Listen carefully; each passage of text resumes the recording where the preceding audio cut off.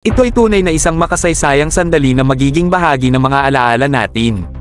Naglindol ang lupa, nagpabilis ang tibok ng mga puso at bumuka ang mga bibig sa pagdating ng mga matitibay na tank na ito.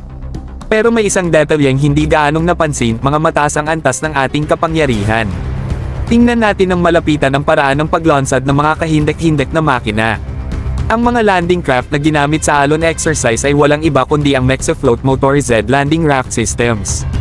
Isipin ninyo ang lakas at kahusayan na kailangan upang may patungo ang mga tank na ito mula sa tubig patungong lupa. Tunay na kahanga-hanga. Ngayon, hindi tayo titigil dyan, mga bro.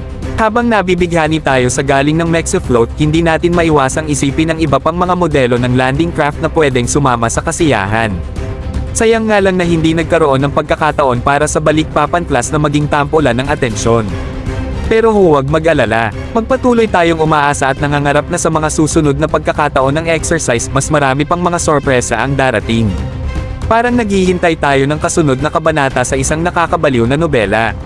Kaya't mga kaibigan kong mapangahas, maging handa kayo sa labis na kahangahangang mga pangyayari na hindi inaasahan. Ang AOPHUS exercise alon ay nagpakita sa atin na ang lahat ay posible.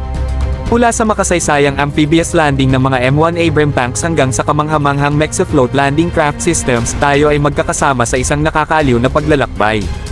Manatiling nakatutok para sa mas mabilis na mga update at nakapagpapalakas ng mga pakikipagsapalaran sapagkat ito ay simula pa lamang.